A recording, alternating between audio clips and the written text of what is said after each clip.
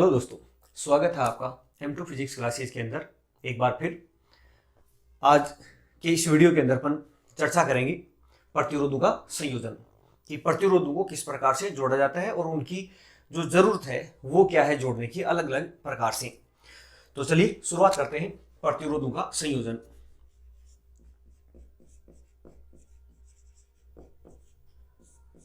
प्रतिरोधों का संयोजन तो अपन दो प्रकार के प्रतिरोधों का संयोजन पढ़ेंगे यहां पर। पहला है श्रेणी क्रम संयोजन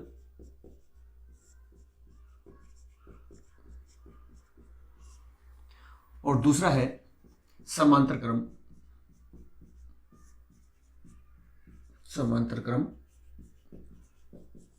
संयोजन। तो देखिए, पहले तो अपन बात करते हैं कि प्रतिरोधों का जो संयोजन है उसकी आवश्यकता क्यों पड़ती है।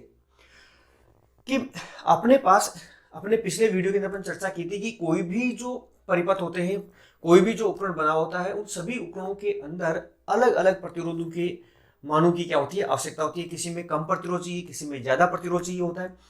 तो अब बात यह आती है कि मान लो कि अपने पास कुछ अलग अलग प्रतिरोध है। एक 2 ओम का प्रतिरोध है, एक 5 ओम का प्रतिरोध है, एक 4 ओम का प्रतिरोध है, 10 ओम का है, 15 ओम का, इस तरह के कुछ प्रतिरोध है अपने पास। और अपने को जो जिस प्रतिरोध की आवश्यकता है वो इन सभी में उपस्थित नहीं है। जैसे अपने कहा कि अपने पास 2 प्रतिरोध है, जैसे मान लो कि 2 ओम का प्रतिरोध है और 4 ओम का प्रतिरोध है। तो अब अपने पास 3 ओम का प्रतिरोध है नहीं। अपने को आवश्यकता है कितने ओम की? 3 ओम के प्रतिरोध की। या अपने को आवश्यकता है 6 ओम के प्रतिरोध की। तो अब अपने पास दोनों ही प्रकार के प्रतिरोध उपलब्ध नहीं है।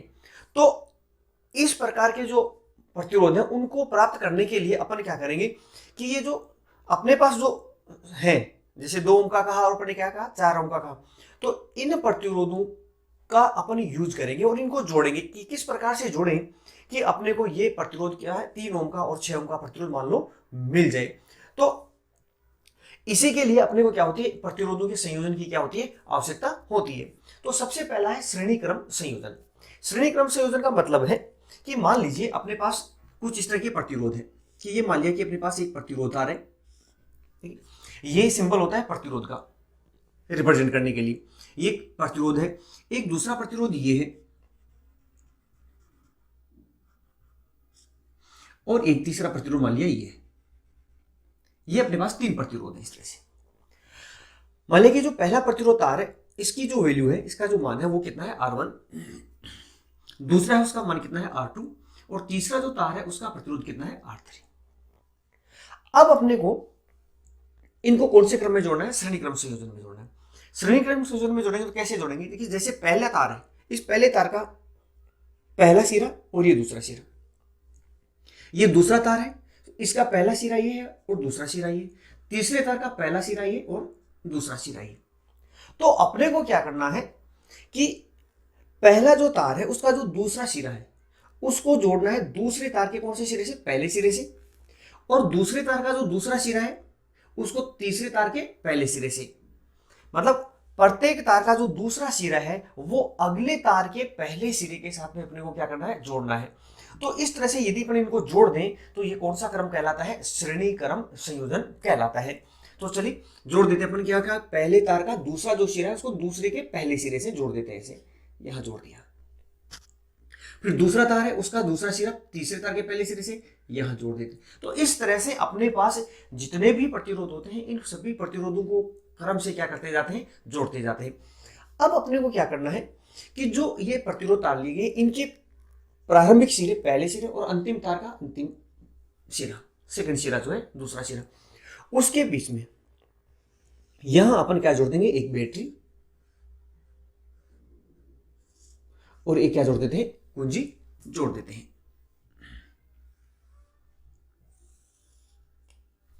तो ये अपने पास एक श्रेणी क्रम का क्या बन गया, परिपथ चित्र बन गया। बैटरी जो है मान लिया कि इसका कितने वोल्टेज की बैटरी है, V वोल्टेज की बैटरी है। कि कुंजी है, ये स्विच जिसको अपन बोलते हैं, ये कुंजी है। और ये 3 प्रतिरोध जो है वो अपने पास श्रेणी क्रम में जुड़े हुए हैं।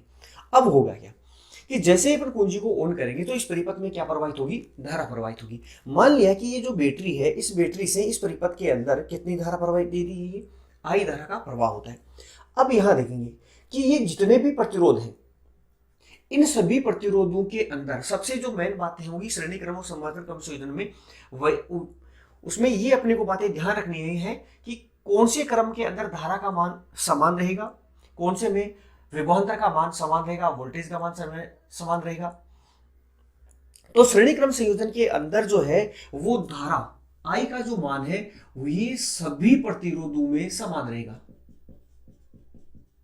सभी प्रतिरोधों में समान रहता है। सभी प्रतिरोधों में आई का मान क्या रहेगा, समान रहेगा। ऐसे समझ लो कि जैसे मान लो कि भाई ये अपने पास तीन जो तार है, ये तीन क्या है, एक तरह की पाइप है, पहली पाइप, दूसरी पाइप और तीसरी पाइप, तीन पाइपें लगी हुई है।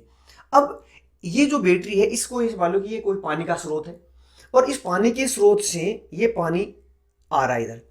तो जितना पानी यहां से आएगा, पानी की जो धारा जितनी आएगी या पानी की जो जितनी मात्रा आएगी, वो पहले पाइप में यदि प्रवेश कर गई है तो वो फिर अगले पाइप में भी जाएगी, फिर उससे अगले पाइप में भी जाएगी और इस तरह से वापस घूमकर अपने स्रोत में आ जाएगी। तो इस तरह से क्या हुआ कि यहां पर जितने भी जो पाइप है ये अलग अलग आकार के हैं, पाइप ये अलग अलग आकार के हैं, लेकिन पानी इधर से जितना आया है वो पूरा का पूरा पानी आगे क्या होगा, फ्लो होगा, प्रवाहित होगा। तो वैसे ही यहां जो रेजिस्टेंस तार है अपने पास, प्रतिरोध तार है, यहां किसका प्रवाह हो रहा है, विद्युत धारा का। और विद्युत धारा का जो प्रवाह हो रहा है इसका मतलब है कि यहां कौन प्रवाहित हो रहे हैं, आवेश प्रवाहित हो रहा है। तो ये जो आवेश है ये पूरा इन सभी के अंदर से प्रवाहित होगा, जितना यहां से चल रहा है उतना पूरा का पूरा आवेश का क्या होगा, प्रवाह होगा। तो अपन कह सकते हैं कि जितने भी प्रतिरोध है इन सभी प्रतिरोधों के अंदर धारा का मान कैसा रहता है, समान रहता है। तो ये बात अपने को ध्यान रखनी है। इसका मतलब सभी प्रतिरोधों के अंदर धारा कैसी बह रही है, समान धारा प्रवाहित हो रही है। अब देखिए धारा सभी में समान है लेकिन प्रतिरोध सबका कैसा है, अलग अलग है। तो अपन ने ओम का जो नियम था उसमें क्या पढ़ा था कि V इक्वल टू कितना पढ़ा था, I इंटू कितना है, R। तो इसका मतलब कि धारा का जो मान है वो तो समान है, I तो समान है, लेकिन R जो है वो कैसा है, भिन्न भिन्न है, अलग अलग है। तो इसका मतलब हुआ कि इन प्रतिरोधों के सिरों के ऊपर उत्पन्न जो विभवांतर होगा वो कैसा होगा, V, ये भी भिन्न भिन्न होगा, अलग अलग होगा। तो अब मान लेते हैं अपन कि जो R1 प्रतिरोध है इसके सिरों पर जो उत्पन्न विभवांतर है उसको अपन किससे रिप्रेजेंट करते हैं, V1 से। दूसरा जो प्रतिरोध R2 है उसके सिरों पर उत्पन्न विभवांतर अपन कितना कर दें, V2 से रिप्रेजेंट कर दें। और R3 के ऊपर उत्पन्न जो विभवांतर है वो कितना कर दें, V3 से रिप्रेजेंट कर दें। एक मतलब ये हुआ कि अपने पास जो बैटरी के पास जो टोटल जो विभवांतर था V, वो यहां इन तीनों तारों के ऊपर क्या हुआ, डिवाइड हुआ। पहले पर V1, दूसरे पर V2 और तीसरे पर कितना हुआ, V3 हुआ। तो इस तरह से अपन क्या देख सकते हैं कि इन, जैसे मान लो इसको बिंदु A दे दिया और बिंदु B दे दिया, तो इन बिंदु A और B के बीच में ये जो टोटल मान है V1, V2 और V3 है, ये टोटल जो मान होगा वो इस बैटरी के विभवांतर के क्या होगा, तुल्य होगा, बराबर होगा। तो अपन यहां से एक समीकरण मिली अपने को, क्या मिला कि टोटल जो परिविभवांतर है A व B के मध्य, जिसको हम बोलेंगे तुल्य वोल्टा या कुल वोल्टा। तो ये तुल्य वोल्टा कितनी है, V कितने बराबर भाग है, V1 प्लस V2 प्लस कितना है, V3 है। तीनों प्रतिरोधों के ऊपर उत्पन्न विभवांतर का मान जो है वो बैटरी के विभवांतर के कैसा हुआ, बराबर हुआ। तो इस तरह से अपने पास एक समीकरण मिलेगी अपने को। अब यहां पर देखते हैं कि V1 क्या है। V1 क्या है, इस पहले प्रतिरोध के सिरों पर उत्पन्न विभवांतर जिसका प्रतिरोध कितना है, R1, और जिसमें धारा कितनी जा रही है, I1 धारा प्रवाहित हो रही है। तो ओम के नियम के अकॉर्डिंग V बराबर कितना है, IR। तो अपन क्या लिख सकते हैं कि पहले तार के लिए प्रतिरोध के सिरों में उत्पन्न विभवांतर V1 बराबर क्या लिखा जा सकता है, I इंटू कितना लिखा जा सकता है, R1। दूसरा जो प्रतिरोध है V2, इसके सिरों पर उत्पन्न विभवांतर के लिए क्या लिख सकते हैं अपन ओम के नियम से, V2 बराबर I इंटू कितना लिखा जा सकता है, R2 लिखा जा सकता है। तीसरी जो प्रतिरोध है उसके लिए क्या लिख सकते हैं, इसी प्रकार से V3 बराबर I इंटू कितना लिख सकते हैं, R3 लिखा जा सकता है। ये तो तीनों प्रतिरोधों के लिए लिख दिया। अब बात आती है कि V क्या था। बिंदु ए और बी के बीच में टोटल विभवांतर जो कितना है V है, और कितनी धारा प्रवाहित हो रही है I। मान लिया कि इस पूरे बिंदु ए और बी के बीच में, ए व बी के मध्य तुल्य प्रतिरोध, उसको अपन किससे रिप्रेजेंट कर दें, RS से। तुल्य प्रतिरोध का मतलब है कि बिंदु ए और बी के बीच में जितने प्रतिरोध जोड़े गए हैं उन सभी के जगह कितना प्रतिरोध जोड़ दें, एक प्रतिरोध जोड़ दें, जिसका जो मान है, जिसकी जो वैल्यू होगी वो इन सभी प्रतिरोधों की क्या होगी, टोटल होगी। तो अब RS का मान लिखा अपन, तो यहां पर V की जगह अपन क्या लिख सकते हैं, V इक्वल टू धारा कितनी है I और प्रतिरोध का मान कितना है RS। इन सभी मानों को इस समीकरण के अंदर यदि रखेंगे तो जरूर सरल करते हैं, आगे क्या है, I इंटू RS बराबर I R1 plus I R2 plus I R3। तो इस तरह से अब इधर देखेंगे कि सभी में I क्या आ रहा है, कॉमन आ रहा है, तो I इंटू RS बराबर I कॉमन लिया तो R1 plus R2 plus R3, I से I कैंसिल हो गया, तो अपने पास क्या मिला अपने को कि RS बराबर R1 प्लस R2 प्लस कितना हुआ R3 हुआ। तो ये अपने पास एक फॉर्मूला अपने को मिल गया पर श्रेणी क्रम संयोजन के अंदर। तो क्या देख रहे हैं श्रेणी क्रम संयोजन के अंदर कि यदि प्रतिरोधों को श्रेणी क्रम में यदि संयोजित किया जाता है तो उसका जो तुल्य प्रतिरोध है वो जितने भी प्रतिरोध आपने लिए गए उन सभी प्रतिरोधों के क्या है, योग के कैसा है, बराबर होता है। तो इस तरह से श्रेणी क्रम संयोजन के अंदर अपन क्या देख रहे हैं कि जो टोटल प्रतिरोध होता है या तुल्य प्रतिरोध है वो सभी प्रतिरोधों के जो मान है उनके योग के कैसा होता है, बराबर होता है। तो अब यहां पर देखते हैं कि इससे कि अपने को क्या मिली। अपन ने कहा शुरू में कि जब अपने को प्रतिरोध जो है वो मान लो कि अपने पास मान तो अलग अलग है लेकिन अपने को जो प्रतिरोध है वो कितना चाहिए। जैसे अपने फॉर एग्जांपल कहा कि मान लो अपने पास एक तार है जिसका जो प्रतिरोध है वो कितना ओम है, 2 ओम है। एक दूसरा प्रतिरोध तार है जिसका मान है वो कितना है, 4 ओम है। लेकिन अपने को जो प्रतिरोध है वो क्या चाहिए, 6 ओम का चाहिए। तो अब अपने पास यदि इन दोनों तारों को यदि श्रेणी क्रम में यदि अपन जोड़ते हैं तो श्रेणी क्रम का फॉर्मूला क्या बना, RS बराबर R1 प्लस R2 बनेगा। तो इस तरह से अपने को क्या हुआ, RS बराबर कितना हुआ, R1 प्लस R2, तो बराबर 2 प्लस 4 बराबर कितना आया, 6 ओम आया। इस तरह से अपने को क्या हुआ कि अपने जितना ओम अपने पास था उससे ज्यादा ओम का प्रतिरोध जो तार है वो क्या कर लिया, प्राप्त कर लिया। तो इस तरह से अपने को यदि अधिक मान के प्रतिरोध की आवश्यकता होती है, जो दिए गए प्रतिरोध है उनसे भी यदि ज्यादा मान का प्रतिरोध चाहिए तो अपने को उनको कौन से क्रम में जोड़ना है, श्रेणी क्रम संयोजन के अंदर जोड़ना होता है। तो ये तो रहा अपने पास श्रेणी क्रम संयोजन के अंदर का फॉर्मूला। अब इसमें यदि मान ले कि अपने पास n प्रतिरोध दिए गए, n प्रतिरोध दिए गए हैं। जब n प्रतिरोध दिए गए हैं तो इस समीकरण में को क्या लिख देंगे अपन कि RS बराबर R1 plus R2 plus dash dash और कहां तक चले जाएंगे, Rn तक लिख देंगे। अब यदि ये कहा जाता है कि ये जो n प्रतिरोध है ये सभी समान है, सभी प्रतिरोध कैसे समान है और समान प्रतिरोध है, मान लो कि प्रत्येक प्रतिरोध की जो वैल्यू है वो कितनी है, R है, प्रत्येक R का है, तो टोटल प्रतिरोध कितना हुआ।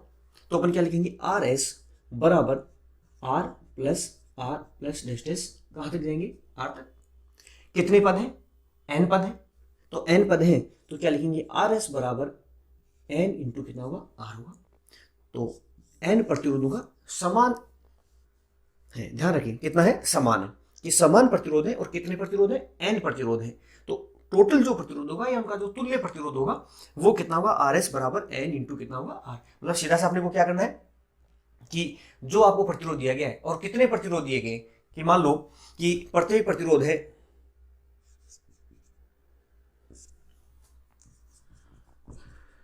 प्रत्येक प्रतिरोध का जो मान है वो कितना है, 10 ओम है और आपको प्रतिरोधों की 50 प्रतिरोध दिए गए 50 प्रतिरोध दिए गए हैं और इनको कौन से क्रम में जोड़ा गया, श्रेणी क्रम में जोड़ा गया। तो तुल्य प्रतिरोध कितना होगा, तो सीधा सा हम क्या करेंगे, RS बराबर टोटल प्रतिरोध कितना है, N की वैल्यू कितनी है 50, 50 प्रतिरोध दिए गए, 50 मल्टीप्लाई कितना, प्रत्येक प्रतिरोध का मान कितना है 10, तो कितना हो गया 500 ओम।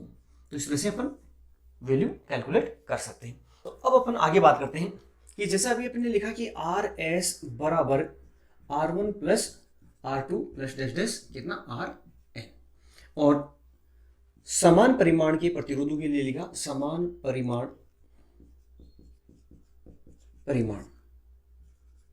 के प्रतिरोध के लिए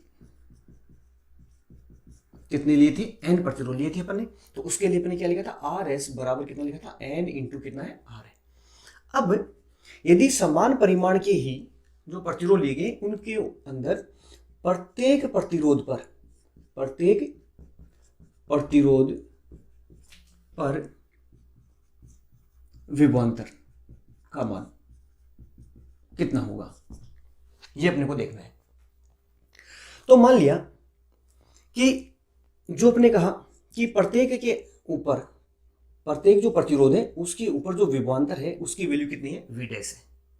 प्रत्येक प्रतिरोध के ऊपर कितना है विभवांतर, V डैश अपने मान लिया, और N प्रतिरोध है, ये अपने ले रखा है कि प्रतिरोध कितने हैं, N प्रतिरोध है, और धारा कैसी बह रही है, I समान बह रही है। तो अपन ने क्या कहा, जब प्रतिरोधों को श्रेणी क्रम में जोड़ा जाता है तो उन सब के ऊपर उत्पन्न विभवांतर का जो मान है वो प्रत्येक तार के सिरों पर उत्पन्न विभवांतरों के योग के कैसा होता है, बराबर होता है। तो अब अपने पास बात आई कि टोटल विभवांतर कितना है बैटरी का, V है, बराबर प्रत्येक के ऊपर अपन ने V1 V2 जो V3 कहे थे उसमें कहा प्रत्येक प्रतिरोध समान है, तो उनकी वैल्यू अपन ने कितनी मान ली, एक बार V डैश ले ली, तो मान लिया कितना है V dash plus V dash plus V dash. तो कितना लिख सकते हैं, V डैश V बराबर कितने पद हो गए, N पद हो गए, तो N इंटू कितना लिखा जा सकता है, V डैश। तो V डैश बराबर कितना हो गया, V बटा कितना हो गया, N हो गया। तो अपन कह सकते हैं कि यदि समान परिमाण के N प्रतिरोधों को यदि श्रेणी क्रम में यदि जोड़ा गया है तो प्रत्येक सिरे के ऊपर या प्रत्येक प्रतिरोध की सिरों के ऊपर जो विभवांतर उत्पन्न होगा उसका जो मान है वो टोटल जो विभवांतर है उसके अंदर अपन दिए गए प्रतिरोधों की जो संख्या है उसका क्या कर देंगे, भाग दे देंगे, तो अपने को प्रत्येक प्रतिरोध के सिरों पर उत्पन्न विभवांतर का क्या हो जाएगा, मान प्राप्त हो जाएगा। दूसरी जो बात एक और आती है कि शक्ति विषय, शक्ति का वे, शक्ति वे, कि जब प्रतिरोधों को श्रेणी क्रम में जोड़ा जाएगा तो प्रत्येक तार के सिरे के ऊपर शक्ति का जो क्षय होगा या शक्ति की जो हानि होगी, ऊर्जा की जो हानि होगी वो कितनी होगी। तो अपने पास अपने शक्ति का फॉर्मूला था कि P equal to I square into कितना होता है R, कि जब श्रेणी क्रम के अंदर अपन प्रतिरोधों को जोड़ रहे हैं तो अपने पास शक्ति का फॉर्मूला क्या होगा, P बराबर आई स्क्वायर इंटू कितना होगा R। तो यहाँ पर I जो है वो सभी प्रतिरोधों के लिए कैसी है, समान है, I तो कैसा है, समान है। तो इस तरह से अपन क्या देखेंगे कि शक्ति का जो मान है वो प्रतिरोध के कैसा है, समानुपाती है। इसका मतलब यदि अलग अलग प्रतिरोध हैं तो उनके ऊपर शक्ति का जो क्षय है P1 अनुपात P2 अनुपात P3, तो ये जो है वो क्या होगा, प्रतिरोध के अनुपात में होगा।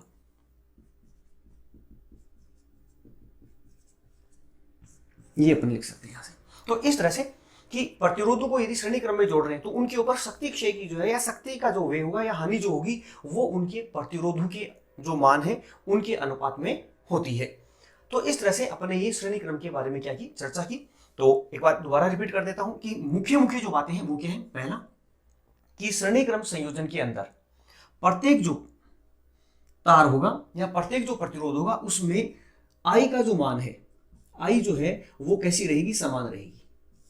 पहली बात ये कि प्रत्येक प्रतिरोध में धारा कैसी प्रवाहित होती है, श्रेणी क्रम के अंदर समान होती है। ये न्यूमेरिकल जब अपन करेंगे तब अपने को वहां काम आएगी बातें, तो इसलिए इसको ध्यान रखना है।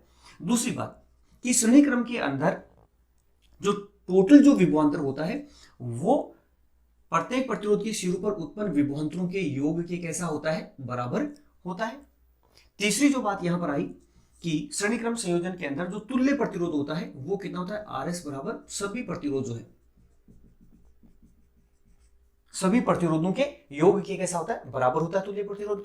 और दूसरी जो खास बात है कि जो तुल्य प्रतिरोध प्राप्त होगा उसका जो मान है वो सबसे बड़ा जो रेजिस्टेंस होता है उससे भी क्या होता है, ज्यादा होता है। जैसे अभी अपन ने उदाहरण लिया था कि R1 जो है वो वैल्यू कितनी है, मान लो 2 ओम है, R2 की वैल्यू है वो मान लो कितनी है, 3 ओम है। तो इन दोनों को यदि श्रेणी क्रम में यदि अपन जोड़ेंगे तो टोटल प्रतिरोध कितना होगा, RS बराबर R1 प्लस R2, तो 2 प्लस कितना 3, तो बराबर कितना हो गया 5 ओम।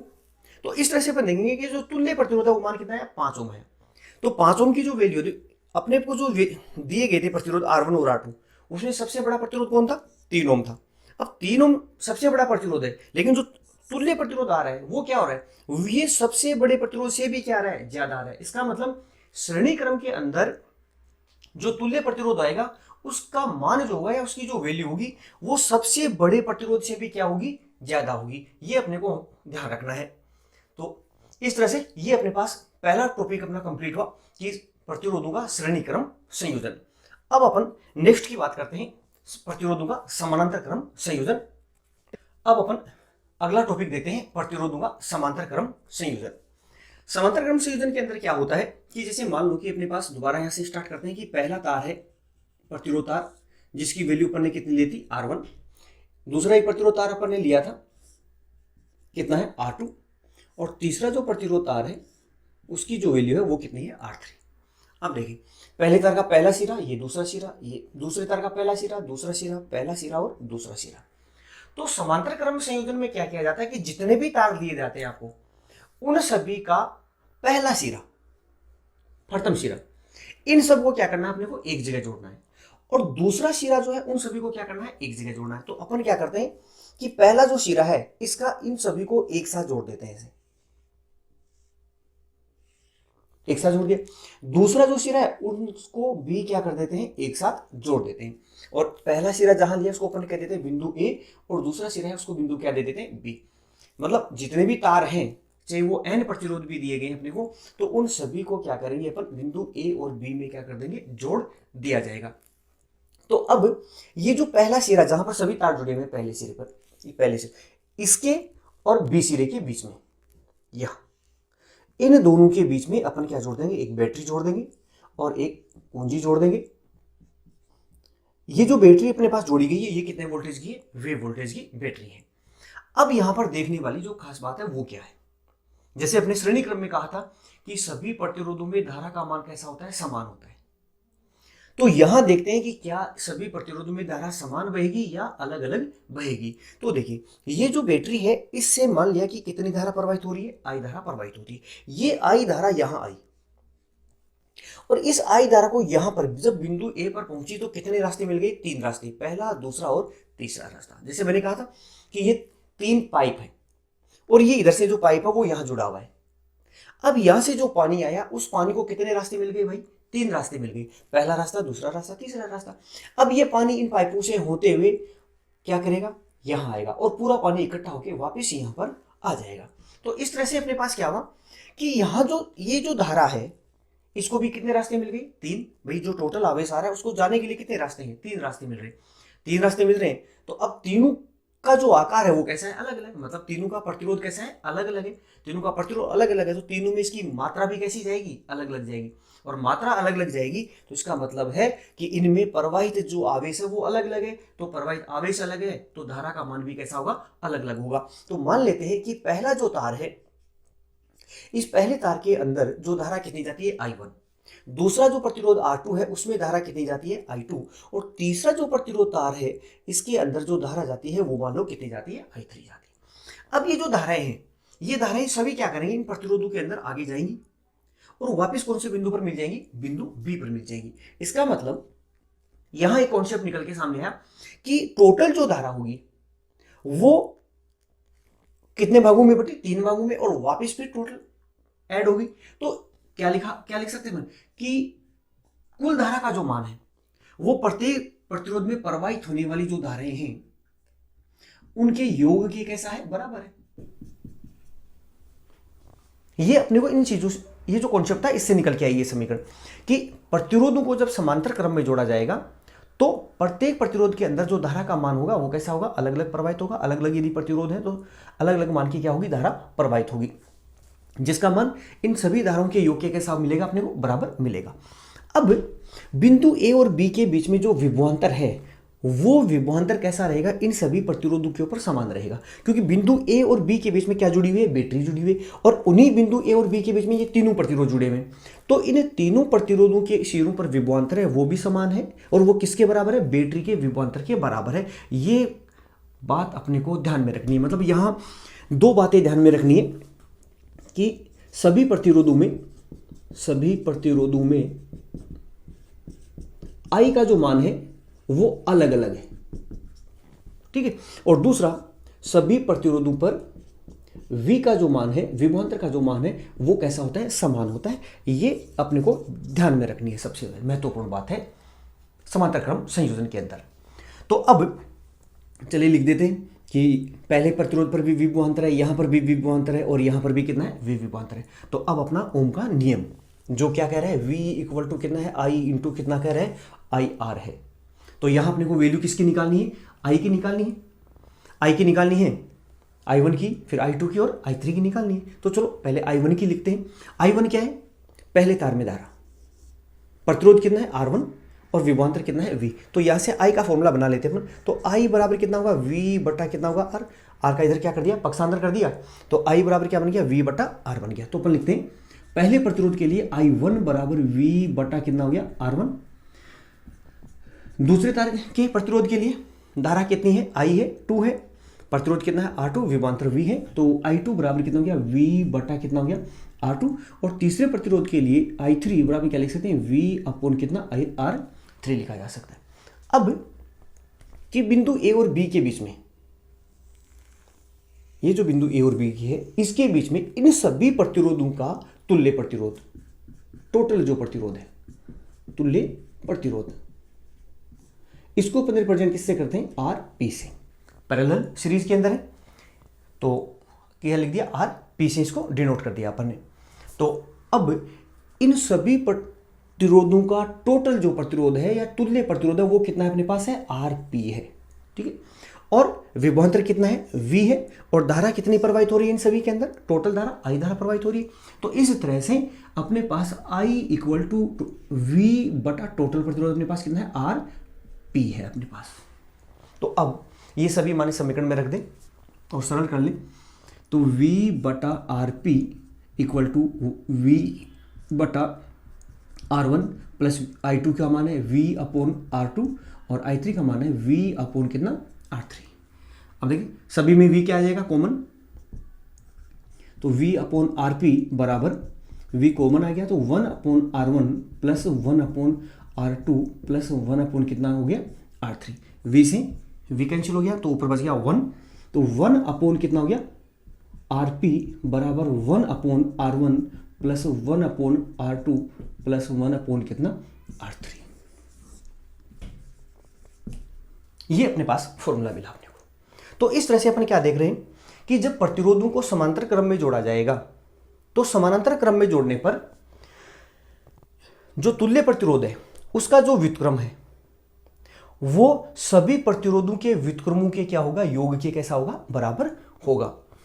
अब यहां अपन देखते हैं कि अपने पास जो टोटल जो प्रतिरोध है उसका मान जो अपने पास प्रतिरोध है उनसे ज्यादा आ रहा है या उनसे कम आ रहा है, ये अपने को देखना है कि कितना आता है।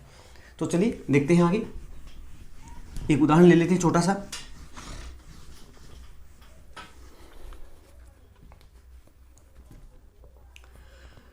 तो मान ले कि R1 बराबर, जैसे अभी अपन ने कहा कि 2 ओम है, और R2 बराबर कितना ओम है, 4 ओम है। ये दो अपने प्रतिरोध लिए उदाहरण के तौर पे, और इनको कौन से क्रम में जोड़ा गया है, समांतर क्रम में अपन जोड़ रहे हैं। तो फॉर्मूला अपने पास क्या है समांतर क्रम का, तुल्य प्रतिरोध का, RP बराबर 1 upon R1 plus 1 upon R2। ये प्रतिरोध कितने अपने पास, 2 ही प्रतिरोध दिए गए, तो 1 अपॉन R1 प्लस 1 अपॉन कितना, R2 बनेगा। अब वैल्यू कितनी है, पहले प्रतिरोध की 2 है, दूसरे की कितनी है 4 है, तो रख देते हैं 1/RP इक्वल टू 1/2 प्लस 1/ कितना हो गया 4, और यहाँ से लघुत्तम कितना आ गया अपने पास, एलसीएम 4 आ गया, तो 2 2 जा 4, 4 दो बार की भाग गया, 2 को 1 से मल्टीप्लाई करेंगे तो कितना आ गया 2, प्लस 4 का भाग 4 में दिया एक बार, 1 को 1 से मल्टीप्लाई किया हो गया 1, तो कितना हो गया 3/4। ये अपने पास 1/RP की वैल्यू है। ठीक है, अपने को RP की निकालनी है। ठीक है, RP की निकालनी है तो इसको उलट दीजिए सीधा सीधा, तो RP बराबर अपने पास कितना हो गया 4 कितना हो गया 3, 4/3 का मतलब कितना हो गया 4, 3 का भाग दीजिए, 3 एकम 3, कितना बच गया 1, 10 हो गया, 10 हो गया तो 3 3 जा 9, तो 1 पॉइंट कितना आया 3 ओम आया। अब इस वैल्यू को ध्यान से देखो कि RP समांतर क्रम का जो प्रतिरोध है वो कितना आ रहा है, 1 पॉइंट कितना आ रहा है 3 ओम आ रहा है। अब 1.3 यदि ओम आ रहा है तो अपने पास वैल्यू कितने की थी 2 ओम और कितना 4 ओम, तो जो ये मान आया है, ये मान जो सबसे छोटा मान है प्रतिरोध का 2 ओम है, उससे भी क्या आ रहा है कम आ रहा है। इसका मतलब कि समांतर क्रम में कब जोड़ दें अपन प्रतिरोधों को, कब आवश्यकता पड़ती है समांतर क्रम में जोड़ने की, तो यदि अपने को जो दिए गए प्रतिरोध हैं उनमें जो सबसे छोटा प्रतिरोध है उससे भी यदि कम मान की यदि आवश्यकता होती है, तो उस कंडीशन में अपने को प्रतिरोधों को कौन से क्रम में जोड़ना चाहिए, समानांतर क्रम में जोड़ना चाहिए। तो समांतर क्रम में जो टोटल प्रतिरोध आएगा वो सबसे छोटे प्रतिरोध से भी क्या आएगा, कम आएगा। ये एक इसकी पावर है कि अपना जितने पास है उनसे भी कम क्या कर सकते हैं, अपन प्रतिरोध का मान प्राप्त कर सकते हैं। तो ये लीजिए अपने पास समांतर क्रम का फॉर्मूला प्राप्त हो गया। अब यदि अपने पास n प्रतिरोध यदि दिए गए हैं जिनका मान कैसा है, समान है, तो चलिए उनके लिए अपन क्या देखते हैं। n प्रतिरोध, n प्रतिरोधों के लिए, तो n प्रतिरोधों के लिए फॉर्मूला क्या लिखेंगे, 1/RP बराबर 1/R1 plus 1/R2 plus 1/R3 और डैश डैश कहां तक 1/Rn। कितने प्रतिरोध है अपने पास, n प्रतिरोध है, तो n क्रम के लिए लिख देंगे। अब यदि ये कहा जाता है कि ये जो n प्रतिरोध है प्रत्येक समान है, प्रत्येक समान परिमाण का है, समान परिमाण का है, और मान लें कि प्रत्येक की जो वैल्यू है वो कितनी है r है, तो अपने पास क्या लिखेंगे अपन, तो क्या लिखेंगे देखो 1/RP बराबर 1/R plus 1/R plus 1/R plus dash dash 1/ कितना r। कितने पद हैं, n पद हैं अपने पास, n प्रतिरोध है तो n पद हो गए अपने पास, तो n पदों का जो योग है वो अपने पास सीधा सीधा क्या लिख देंगे, कितने हो गए n बटा कितना हो जाएगा r। क्या चाहिए अपने को, RP वैल्यू चाहिए, तो RP वैल्यू चाहिए तो क्या हो जाएगा RP बराबर, उलट दीजिए इसको सीधा सीधा, तो R बटा कितना होगा n होगा। तो इस तरह से समानांतर क्रम में यदि प्रतिरोधों को जोड़ा जाएगा, n प्रतिरोध यदि जोड़े गए हैं, तो टोटल जो प्रतिरोध होगा वो प्रत्येक प्रतिरोध के अंदर जितने प्रतिरोध जोड़े गए हैं उनका क्या लगा दे अपन, सीधा सीधा भाग लगा दे, तो अपने को टोटल प्रतिरोध का मान प्राप्त होगा। तो ये था समांतर क्रम संयोजन के भीतर प्रतिरोध के बारे में बात होगी। अब बात करते हैं शक्ति के बारे में, शक्ति वे के बारे में, समांतर क्रम के अंदर शक्ति वे के बारे में। तो शक्ति वे के अंदर समांतर क्रम के लिए, समानांतर क्रम के लिए P इक्वल टू क्या लिखते हैं फॉर्मूला, V² अपॉन कितना R। ये फॉर्मूला वही है जो मुख्य जो फॉर्मूला अपन आगे बात करेंगे अभी इसमें, कि P बराबर V इंटू कितना होता है I, तो I बराबर अपने पास कितना है V अपॉन कितना है R, तो यहां लिखेंगे तो V इंटू V बटा कितना हो गया R, तो ये अपने पास क्या मिल गया अपने को V² बटा कितना मिल गया R। तो ये समांतर क्रम के लिए फॉर्मूला अपन यूज करते हैं। तो अब यहां पर देखेंगे कि समांतर क्रम में V जो है वो तो कैसा है, कांस्टेंट है, समान है, तो शक्ति का जो वे है वो क्या होगा, प्रतिरोध के कैसा होगा, व्युत्क्रमानुपाती होगा। मतलब समानांतर क्रम संयोजन के अंदर शक्ति का जो क्षय है या शक्ति का जो वे है वो प्रतिरोध के कैसा है, व्युत्क्रमानुपाती है। जिस तार का प्रतिरोध कम होगा उसके अंदर शक्ति क्षय या शक्ति का की जो हानि है वो क्या होगी, ज्यादा होगी, और जिसका प्रतिरोध कम होगा, ज्यादा होगा, उसके अंदर शक्ति हानि क्या होगी, कम होगी। कह सकते हैं कि प्रतिरोध R का मान ज्यादा है तो P का जो मान है वो कम होगा, और यदि R का मान यदि कम है तो P की वैल्यू क्या होगी, ज्यादा होगी, शक्ति हानि क्या होगी, ज्यादा होगी, अधिक होगी। तो इस तरह से समानांतर क्रम के अंदर अपने बात की। तो कई बार उदाहरण पूछ लेते हैं कि जैसे अपने घर के अंदर जितने भी जो इंस्ट्रूमेंट्स होते हैं, उपकरण होते हैं, पंखे हैं, फ्रिज हैं, कूलर हैं, जो भी लाइट्स होते हैं, स्विच वगैरह होते हैं, ये सभी जो होते हैं ये कौन से क्रम में जुड़े होते हैं? समानांतर क्रम में जुड़ते हैं। श्रेणी क्रम के अंदर यदि बात करें तो अपने जैसे दीपावली वगैरह का जो प्रोग्राम उत्सव होते हैं, वहाँ उस समय अपन क्या करते हैं, एक लाइट लगाते हैं, खूब सारी लाइट्स लगाते हैं। तो वहाँ जो जिसको अपन झालर कह सकते हैं, लड़ी कह सकते हैं, ये जो झालर, जो लाइटों की जो झालर होती है, ये कौन से क्रम में, इसमें जो जितने भी जो छोटे छोटे बल्ब होते हैं वो सभी कौन से क्रम में जुड़े हुए होते हैं? श्रेणी क्रम के अंदर जुड़े हुए होते हैं। तो इस तरह से आज की वीडियो के अंदर अपन ने चर्चा की प्रतिरोधों के संयोजन, श्रेणी क्रम संयोजन और समांतर क्रम संयोजन। तो ये दो मुख्य संयोजन है। इसके अलावा जो है मिश्रित संयोजन भी हो सकता है। मिश्रित संयोजन का मतलब है, मिश्रित संयोजन के अंदर कि कुछ प्रतिरोध है वो श्रेणी क्रम में भी जुड़े हुए हैं और कुछ प्रतिरोध समांतर क्रम में भी जुड़े हुए होते हैं। जैसे अपन एग्जांपल के तौर पे छोटा सा एक चित्र बना लेते हैं, डायग्राम बना देते हैं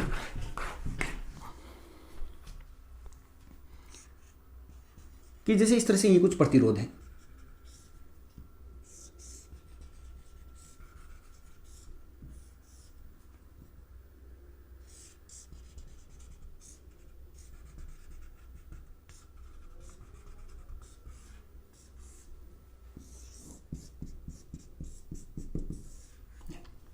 इस तरह से अपन देख रहे हैं, जैसे मान लो ये R1 है, ये R2 है, ये R3 है, R4 है, R5, R6 और R7, ये कुछ प्रतिरोध दिख रहे हैं। तो यहाँ पर देख रहे हैं कि ये जो दोनों प्रतिरोध है ये दोनों श्रेणी क्रम में है, ये दोनों भी श्रेणी क्रम में है और ये तीनों भी कौन से क्रम में है? श्रेणी क्रम में है। लेकिन इन दोनों का यदि अपन ये कह दें कि ये जो श्रेणी क्रम में है, इनका जो तुल्य प्रतिरोध है, मैं इसको रिप्रेजेंट कर दूं R1 डैश से या R डैश से रिप्रेजेंट कर देते हैं एक बार, ये R डैश। इन दोनों का जो श्रेणी क्रम में ये जुड़े हुए हैं, इनका जो तुल्य प्रतिरोध है वो कितना है? R डबल डैश है। और ये जो तीन प्रतिरोध जुड़े हुए हैं, इनका जो टोटल प्रतिरोध है, तुल्य प्रतिरोध कितना है? R ट्रिपल डैश है। लेकिन अब यहां पर देखें कि ये जो R dash, R double dash और R ट्रिपल डैश, इसका तुल्य परिपथ चित्र यदि बनाना चाहिए अपन तो इस तरह से बना सकते हैं। ये अपने को जहां अपन जब न्यूमेरिकल करेंगे तो उनके अंदर ये जो तुल्य परिपथ जो बनाते हैं इसका, ये अपने को बहुत सहायता करेगा कि किस तरह से अपन न्यूमेरिकल्स को क्या करेंगे? सोल्व करेंगे। तो ये लीजिए अपने पास ये जो परिपथ चित्र था उसका पैरेलल ये अपने एक तुल्य परिपथ बना दिया। कैसे बनाया? कि इन दोनों का श्रेणी क्रम में जुड़े हुए थे और इनका अपन ने मान लिया कि इनका टोटल प्रतिरोध या तुल्य प्रतिरोध है वो कितना है? R डैश है। तो अपने पास ये वाला प्रतिरोध बना दिया इसकी जगह पर और क्या लिख दिया? R dash. ये R3 और जो R4 है ये भी श्रेणी क्रम में थे, तो इनका टोटल प्रतिरोध अपने R डबल डैश से रिप्रेजेंट किया, तो ये R डबल डैश हो गया। और नीचे वाला जो है उसके लिए अपने कितना कह दिया? R ट्रिपल डैश कह दिया। तो इस तरह से इस परिपथ के अंदर देख रहे हैं कि देखो श्रेणी क्रम में संयोजन भी है और साथ में पूरा ये कौन से क्रम में है? समांतर क्रम संयोजन भी है। तो इस तरह का जो संयोजन होता है उसको अपन क्या बोलते हैं? मिश्रित संयोजन बोलते हैं। ठीक है, तो इनके ऊपर जो है वो न्यूमेरिकल आते हैं, आंकिक जो कुछ प्रश्न है वो हर बार पूछे जाते हैं। तो आज का वीडियो यही समाप्त करते हैं। तो दोस्तों, यदि आपको हमारे समझाने का तरीका पसंद आ रहा है तो ज़्यादा से ज़्यादा अपने दोस्तों के साथ इसको क्या करें? शेयर करें, ताकि हम लगातार वीडियो आपको उपलब्ध करवाते रहें। और यदि आपको इन चैप्टर्स के हैंड रिटन नोट्स चाहिए तो आप हमारा जो ऐप है उसको प्ले स्टोर से डाउनलोड कर सकते हैं, M2 फिजिक्स क्लासेस, जिसका जो लिंक है वो इस वीडियो के डिस्क्रिप्शन बॉक्स के अंदर आपको मिल जाएगा। धन्यवाद।